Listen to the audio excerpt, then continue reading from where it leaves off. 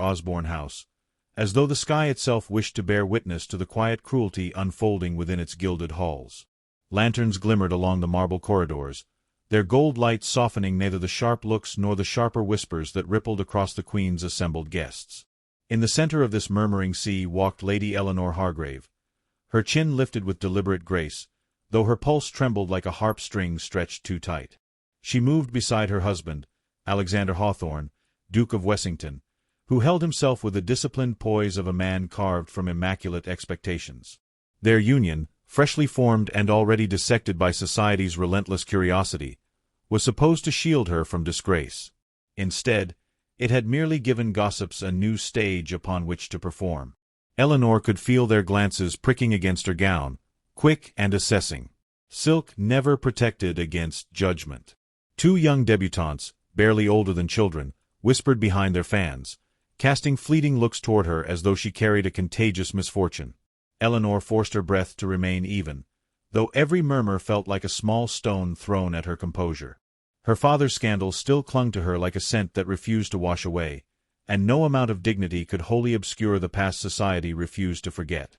Alexander's presence at her side offered little reassurance. He walked with the unshakable confidence of a duke aware of the power he commanded yet reluctant to expend even a fraction of it upon her. Their marriage had been one of convenience, necessity, perhaps reluctant compassion, but not affection. He had made that clear.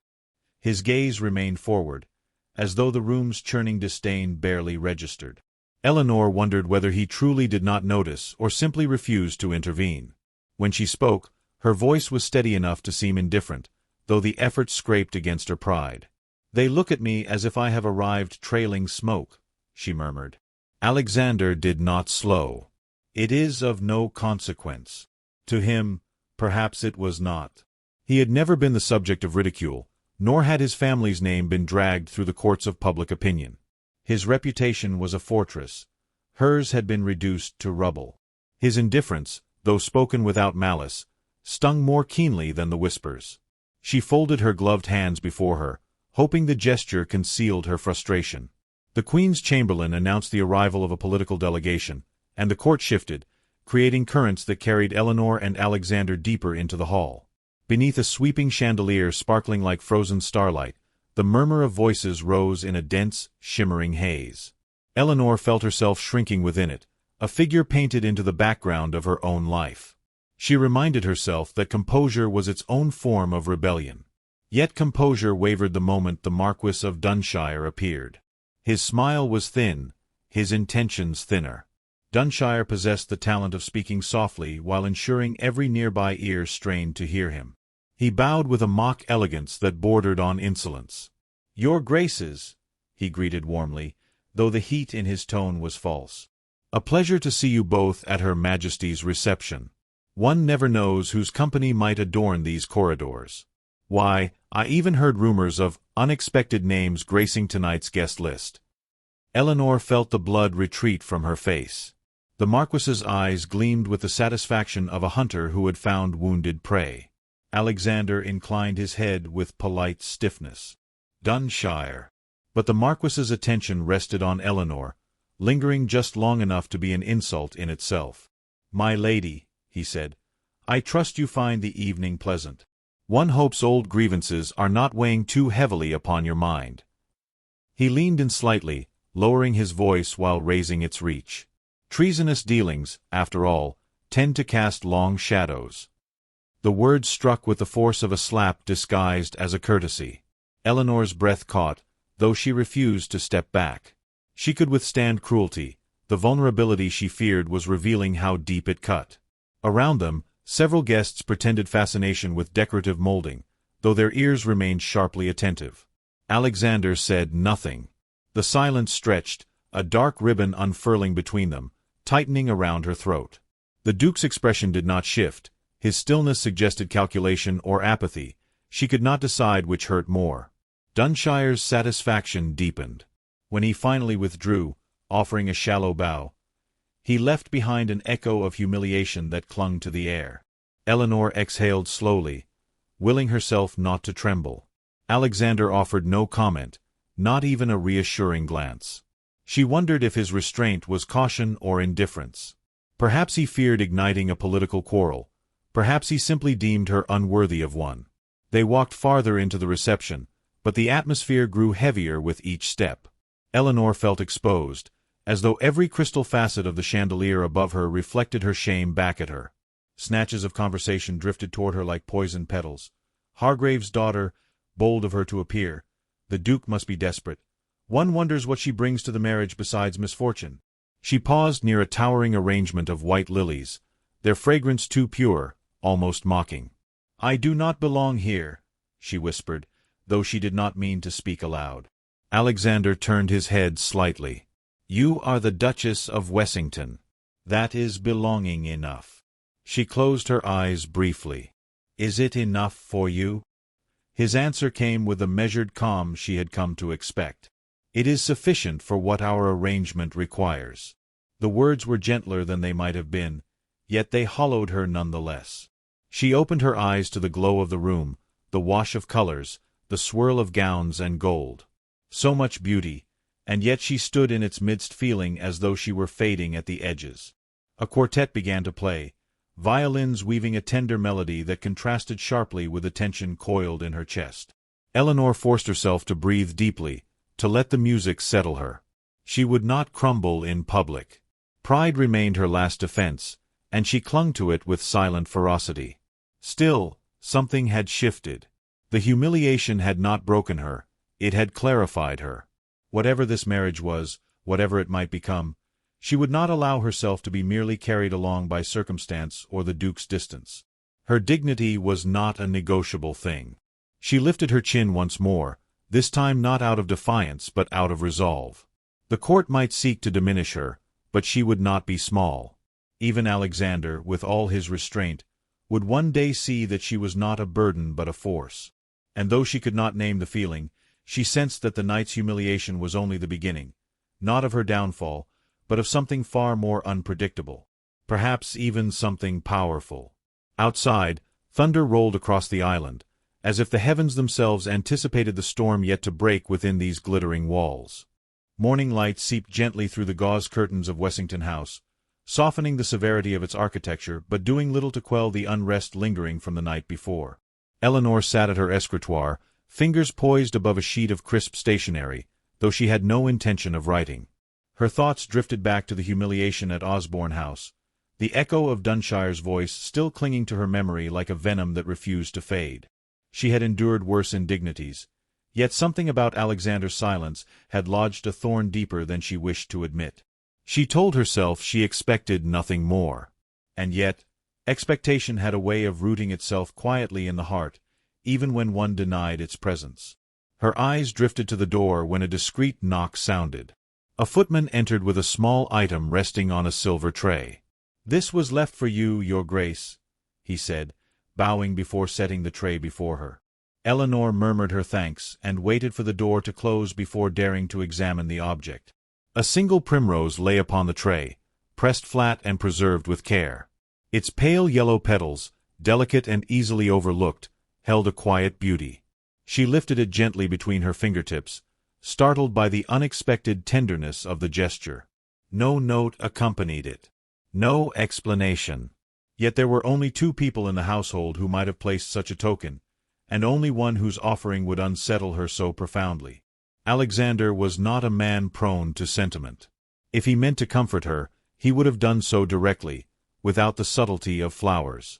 But perhaps subtlety was precisely the language of a man who feared revealing more than he intended. She tucked the primrose into her journal, unsure whether she preserved it out of gratitude or out of curiosity. By midday, the household was strained with tension.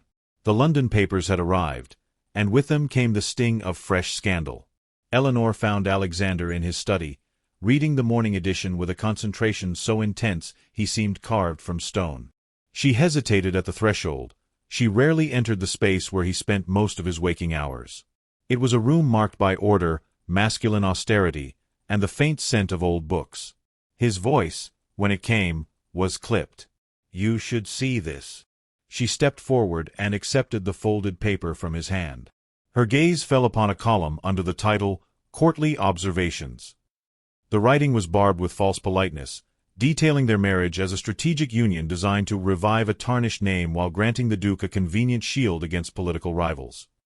It spoke of Dunshire's remarks with exaggerated subtlety, implying that Eleanor's presence at court was a daring display of misplaced confidence. Her cheeks warmed as she lowered the paper. "They speak as if I orchestrated my father's ruin for entertainment," she said, attempting levity and failing. Alexander's jaw tightened. "You will ignore it, will you?" she asked quietly. His eyes met hers, and for a moment she glimpsed something fierce beneath the surface, an anger he rarely displayed. "I have already written to the editor," he said. "The column will not be repeated." "And Dunshire?" He exhaled. "He is not worth your concern." Eleanor's lips parted with a retort, but she chose silence, sensing the limits of Alexander's willingness to discuss the matter. He was not accustomed to being questioned. Still, there was something unexpected in his agitation, an implicit admission that her suffering was not, after all, inconsequential to him. They ate dinner in a strained quiet, each lost in private thought. Eleanor wondered whether the primrose had indeed come from him, or whether she had foolishly ascribed meaning where none was meant. Alexander, meanwhile, seemed consumed by calculations she could not decipher. That evening, they attended the Duchess of Aylesford's winter ball. The carriage ride was silent but not hostile. Rather, it was a silence marked by unspoken things, questions, apologies, and thoughts neither dared to voice. When they arrived, snow dusted the stone steps, sparkling beneath the glow of lanterns. Inside, the ballroom shimmered with candlelight that reflected off crystal pendants, creating a kaleidoscope of soft brilliance. Eleanor entered with a steady breath, determined to face the evening with dignity. Yet as the first dance began, she found herself standing alone at the edge of the floor. Gentle but dismissive smiles greeted her attempts at conversation. A few ladies drifted closer, only to retreat once introductions were made. It was a familiar ache, one she wore like a second skin. Across the room, Alexander conversed with a group of peers, his bearing immaculate. He was a man both respected and feared, and for a moment Eleanor wondered whether he even noticed her quiet isolation. Yet just as she resigned herself to another evening spent in elegant invisibility, Alexander excused himself from his circle and strode across the polished floor. He stopped before her and offered his gloved hand. "May I have this dance?" Conversations faltered. Eyes turned. Eleanor's breath hitched. His voice held no indifference now, only a restrained earnestness that left her momentarily adrift. "You need not trouble yourself," she whispered.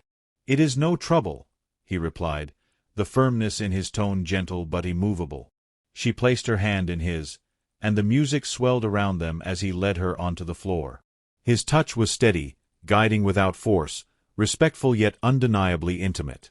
Their steps moved in harmonious rhythm, the world narrowing to the subtle exchange of breath and the faint warmth of his palm against hers. "Why are you doing this?" she asked softly. "Because it is necessary," he said. "For my reputation," she pressed. "For more than that." The words lingered between them, an unspoken promise that vibrated beneath the sweep of strings.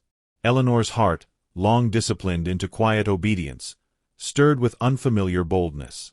"You are difficult to understand, Your Grace," she murmured.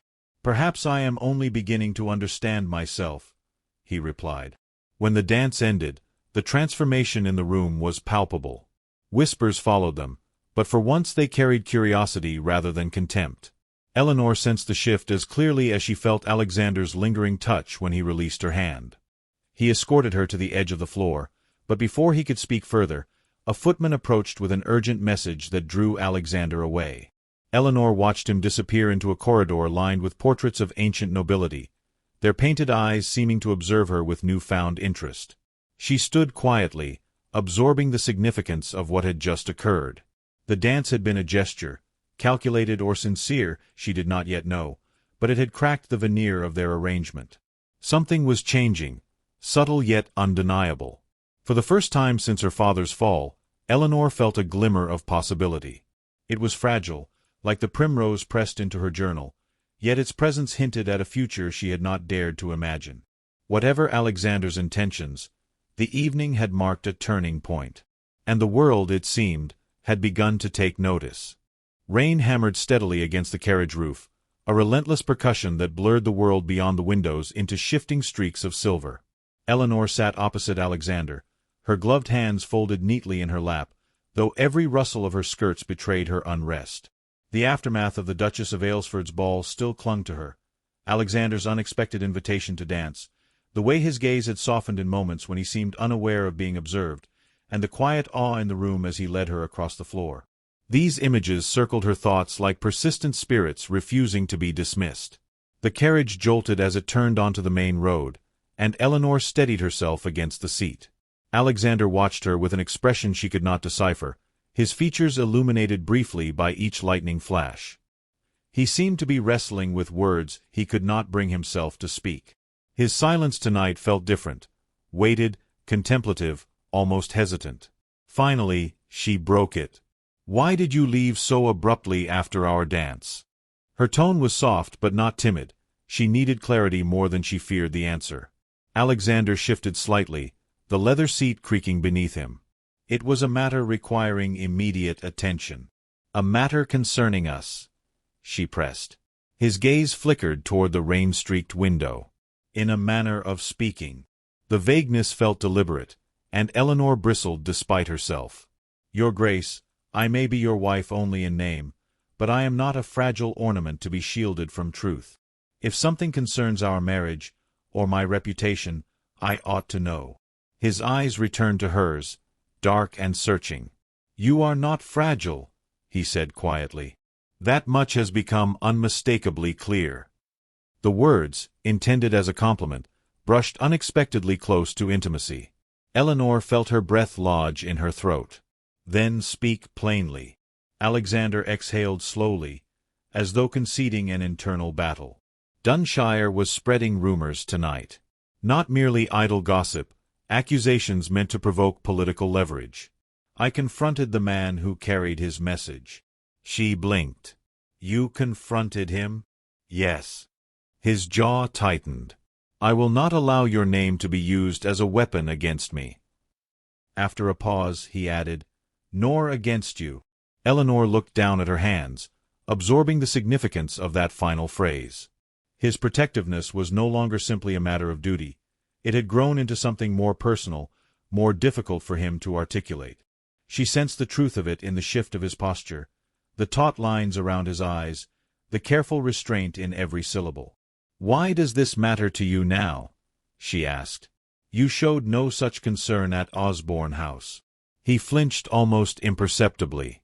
"I should have spoken that night," he admitted. "But I have spent years mastering the art of silence. It is a curse I inherited from my father." The honesty startled her. Alexander rarely spoke of his family. Their history was a subject guarded with the same precision he applied to every aspect of his life. She leaned forward slightly, compelled by the vulnerability in his tone. "Your father taught you to remain silent?" "He taught me that restraint is safety," he replied. "Emotion reveals weakness. Attachment invites disappointment. And a man of rank must never allow either."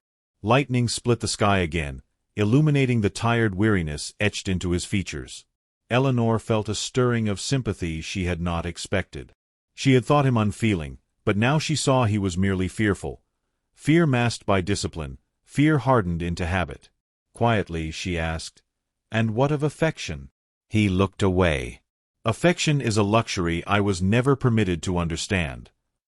The carriage rocked as they crossed a shallow dip in the road, and Eleanor gripped the seat to steady herself. For a moment, neither spoke. The rain softened to a steady drizzle, its rhythm gentler now, as though granting permission for confessions long withheld.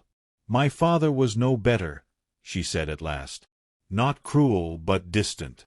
He poured everything into his ventures, chasing fortunes and political influence. My mother died when I was young, and he did not know how to keep a home without her. I became a reminder of all he had lost. And when the scandal broke," her voice wavered, "he could not bear to look at me, as though my presence exposed his failure."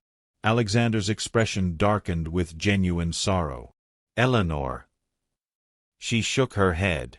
I grew accustomed to feeling superfluous, to being tolerated rather than wanted. Our marriage seemed merely an extension of that pattern. He leaned forward suddenly, the space between them shrinking. That is not what I intended. But it is what it felt like, she replied, her words firm yet gentle.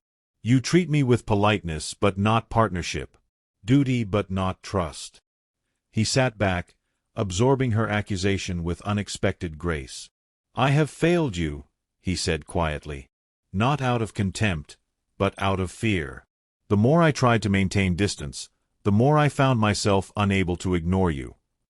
Her heartbeat quickened. Unable. His lips parted, then closed again, as though the admission had traveled further than he intended. Rain brushed the window in delicate patterns, and the air inside the carriage grew thick with unspoken possibility. Alexander reached out, slowly, deliberately. His hand rested atop hers, the gesture tentative but sincere.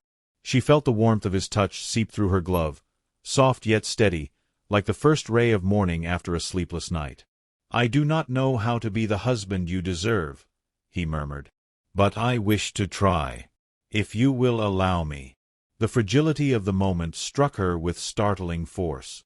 She searched his face, seeking insincerity and finding none. His sincerity was raw, almost trembling beneath the surface. She turned her hand within his, allowing her fingers to lace with his. The carriage rocked gently, and in the hush between them, she sensed the shape of something new, tentative, uncertain, but undeniably real. I will allow it, she whispered. But do not retreat again. If we are to navigate this marriage, we must do so honestly. His grip tightened, promising what his voice could not yet fully express. Honesty, then, he said. No more distance. No more silence. The carriage slowed as they approached Wessington House, its stately silhouette emerging through the thinning rain. The night, with all its confessions and revelations, had altered them subtly but irrevocably. As the wheels ground to a halt, Alexander held her hand a moment longer before slowly releasing it. She felt the imprint of his warmth even after they parted. Their path ahead would not be simple. But for the first time, Eleanor sensed they were beginning to walk it together. Winter's breath swept across Osborne House, curling around its grand stone walls as though eager to slip inside and witness the spectacle gathering there. Eleanor stepped from the carriage with measured grace, aware that tonight's royal reception would hold more weight than any before it. The political season had sharpened every conversation into a blade, and she knew Dunshire would be eager to draw blood. Yet for the first time since her marriage began, she did not feel entirely alone. Alexander walked beside her, his hand resting lightly at the small of her back, a gesture so subtle that no observer could fault its propriety, yet she felt its steadiness like a quiet vow. Inside, the hall glowed with opulence, gilded molding, swathes of velvet, clusters of candles that cast warm halos across polished floors. A quartet played an elegant melody that rose and fell like distant waves brushing the shore. The Queen's circle assembled in sweeping colors, their jewels catching the firelight with a brilliance that spoke of power rather than beauty. Eleanor had attended many gatherings, but tonight she sensed the room's attention turning toward her with a focused intensity. The dance with Alexander had shifted the tone of whispers that once cut her. Now curiosity swelled among the nobility, mingling with the remnants of scandal. Alexander seemed conscious of the scrutiny as well. His posture was impeccably straight, yet there was a subtle tension in the set of his shoulders, a readiness, almost a vigilance, that Eleanor had not seen before. When he looked at her, the distance that had once defined their interactions had softened. She felt the difference and cherished it quietly. They approached the Queen's receiving area, where courtiers formed elegant semicircles like petals surrounding a rare flower. Eleanor curtsied with respectful precision, her gaze lowered, her mind attuned to every shift in the atmosphere. The Queen acknowledged them with a gentle nod before returning to conversation. Yet a murmur rippled at the room's edge, heralding a disruption. Lord Dunshire stepped forward, his expression dripping with civility. "Your Majesties, forgive the intrusion," he drawled, bowing with the arrogance of a man who believed his presence an embellishment to any gathering. His eyes slid toward Eleanor with predatory delight. "I seek only to clarify a matter of public concern." Alexander stiffened beside her. The Queen arched a brow. "Proceed with care, Lord Dunshire. Clarity is welcome, impropriety is not." Dunshire feigned wounded innocence. "I would never risk impropriety. It is merely that certain documents have resurfaced regarding the late Baronet Hargrave's dealings. Distressing allegations, truly. It pains me to imagine that such matters might taint the serenity of our court." Eleanor felt the room tilt, as if the ground itself had betrayed her. Her chest tightened, but she stood motionless, a portrait of dignity carved from fragile porcelain. A handful of guests gasped, others leaned closer, eager for spectacle. Dunshire continued, eyes gleaming. "Whispers of treason do linger, and one wonders what influence such a legacy may exert upon the household of—" He never finished. Alexander stepped forward with a suddenness that silenced the room. "Enough." The word cracked through the hall like a blade striking glass. Every head turned toward him. The musicians faltered. Even the Queen's fan paused mid-sweep. Dunshire blinked. "Your Grace, surely you agree that the matter warrants—" "You will not speak her name," Alexander said, his voice low but resonant, "with such venom." The hall held its breath. Eleanor's heart pounded in her ears. She had never heard Alexander speak with such unguarded fury. It was controlled, yes, sculpted by years of aristocratic discipline, but beneath that surface simmered something far older and far more dangerous. Alexander stepped closer to Dunshire, the air between them charged with barely contained tension. "My wife's honor," he said clearly, "is bound to mine. Any attempt to disgrace her is an attempt to disgrace me, and I will not tolerate it." A tremor ran through the gathered crowd. Dunshire's composure slipped for a fraction of a second, revealing the small, mean spirit beneath his polished exterior. "I only sought truth," he stammered. "Truth." Alexander scoffed. "Then speak it plainly. You wished to shame her because you could not wound me otherwise." Gasps rippled like wind through reeds.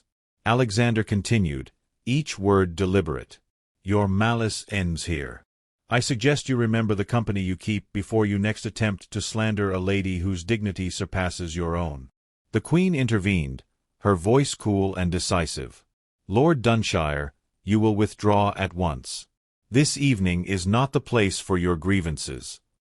She glanced at Eleanor then, a fleeting but unmistakable look of empathy that eased Eleanor's pounding pulse. Dunshire bowed stiffly and retreated, his pride deflated, his schemes undone.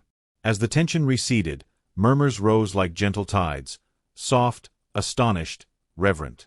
Alexander turned to Eleanor, the fierceness in his expression slowly melting into something gentler. "Are you harmed?" he asked quietly. She shook her head, though her breath trembled.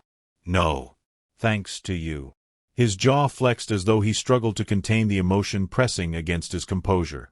"I should have protected you sooner." "You are protecting me now," she whispered. Their gazes held, unspoken words shimmering between them like the glow of candlelight upon crystal. The Queen signaled for the music to resume, and conversation slowly blossomed again, but Eleanor felt suspended in a pocket of stillness, acutely aware of the gravity of what had just transpired. Alexander offered his arm. She accepted, and they walked toward the winter garden adjoining the hall. Lanterns illuminated glass walls coated with frost, the pale glow casting ethereal patterns across the stone path. Among orange blossoms and evergreen branches, the tumult of the reception faded to a distant hum. Alexander stopped beneath a canopy of winter roses, their petals muted but resilient. "I meant what I said," he murmured. "Your honor is inseparable from mine. But more than that, your suffering has become unbearable to me." Her breath caught.